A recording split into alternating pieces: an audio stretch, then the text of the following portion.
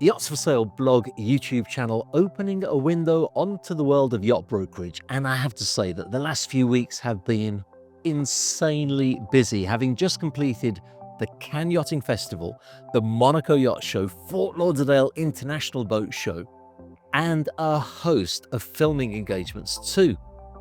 One of the great things about boat shows, though, is that you do meet some incredibly interesting people. And at Cannes, I had the pleasure of meeting the team from VooDoo Yachts, who are based in New Zealand and have a very interesting product indeed. So interesting, in fact, that I wanted to tell you all about it.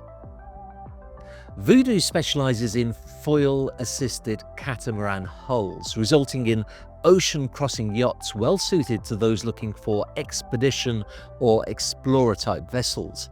And these boats are fast, capable of cruising at speeds in excess of 40 knots.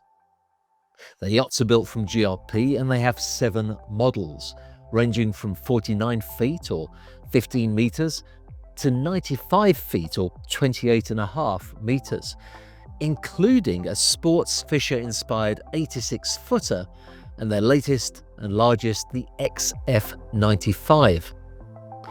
Now, the XF95 is a 95-foot, so that's 28.5-meter catamaran with a beam of 31 feet, that's 9.7 meters, and a draft of just 5 feet or 1.5 meters.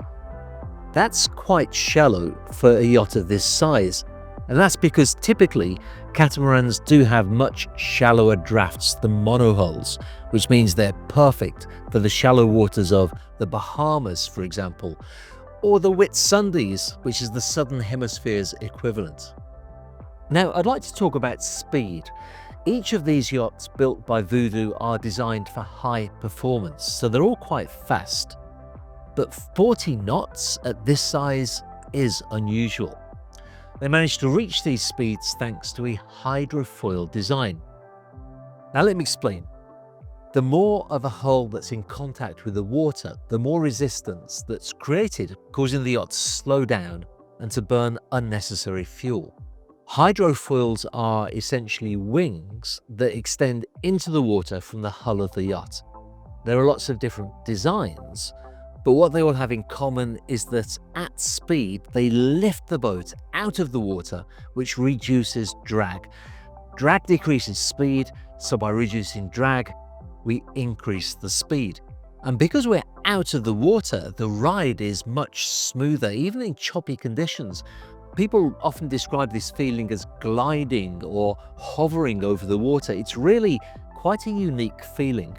The hydrofoils also result in higher fuel efficiency, so these boats use less fuel and are therefore more environmentally conscious. They need less power to get up to speed before the foils take over, so there's less emissions, less fuel consumption, resulting in more sustainable boats. Having said all that, she is powered by twin 2,000 to 2,600 horsepower engines and reaches cruising speeds of between 30 and 37 knots, with a maximum speed of 37 to 45 knots, though both of these speeds depend upon the engine option that you choose.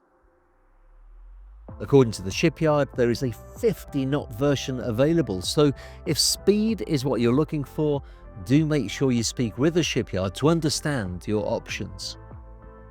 Her range is impressive too. At 30 knots, she can travel 1,200 nautical miles. But at a more economical 8 knots, she can reach around 3,500 nautical miles. This means she's an ocean-crossing vessel, so you can cruise anywhere in the world with her. Her general arrangement, displayed on their website, provides a few different options. Upon first glance, what stands out to me is the abundance of deck space. Almost half of the main deck is dedicated to a beach club with an infinity pool, with an alfresco dining area up 2 sets of stairs. A large inbuilt U-shaped lounge backs the infinity pool, creating a lovely, relaxed sunbathing space. I can imagine this would be a really popular area on board. You can choose from a number of options. One option offers a large dining table for up to 10 guests, and this shifts the large open galley forward of the main salon, which we'll return to in a moment. The second option uses the lounge as seating for the dining table, incorporating what appears to be an open wet bar. This option shifts the open galley forward. On both options, the outdoor deck space appears to be exactly the same size. The only change is the arrangement of these separate use areas. These arrangements also shift the placement of stairs to the lower deck accommodation. The X95 accommodates 10 guests across 5 cabins and 2 crew with 3 different configurations. The first has the master cabin on the port side with what appears to be a king-sized bed, a large closet, and a large ensuite with his and hers sinks and a dual-headed shower. There are 2 further cabins in the bow, both with ensuites, then 2 additional cabins, also both with ensuites. The 2 crew cabins with single berths are located aft, just in front of the garage, where the XF95 can store 1 tender and up to 2 jet skis. The second arrangement places the master cabin in its more traditional placements at the bow, but incorporates a larger seating area, with the 2 sides separated by the ensuite.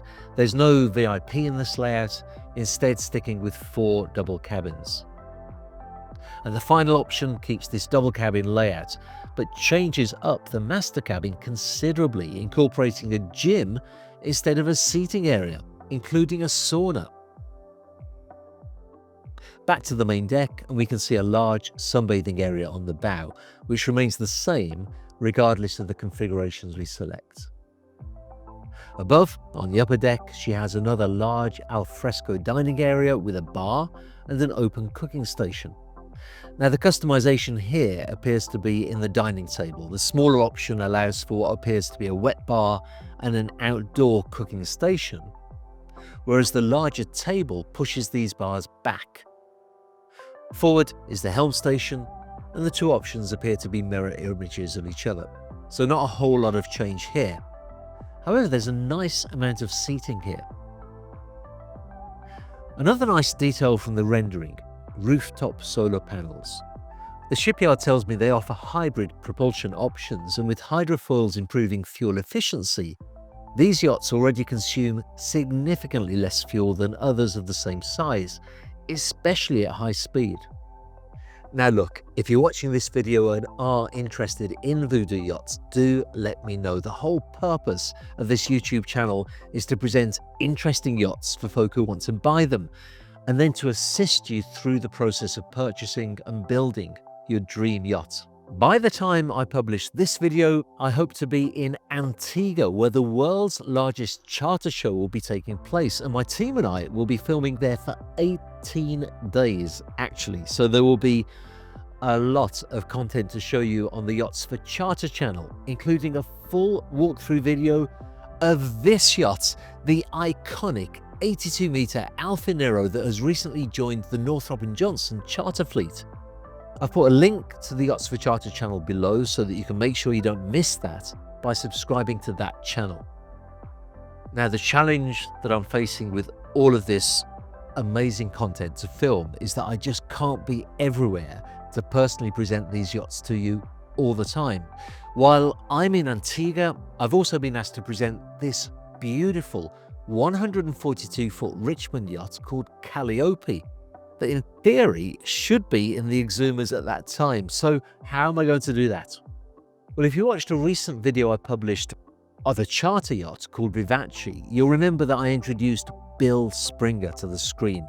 Bill is one of the world's leading yacht journalists, working with some pretty prestigious publications such as Forbes.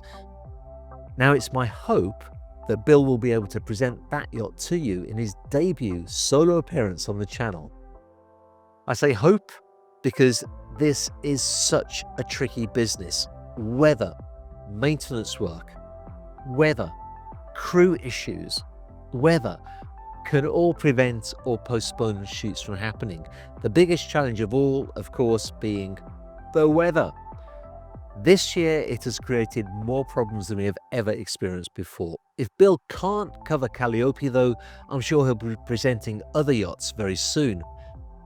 All in the interests of presenting more yachts to you on the Yachts for Sale, Yachts for Charter, and Yacht Builders YouTube channels. I actually do have a lot more news than that for you, but I'll give you a bit at a time over the next few weeks. If you want to know earlier, then do subscribe to the Inside Info newsletter, for which there's also a link below. And keep on peering through this window onto the world of yacht brokerage. Bada boom, that was a long one.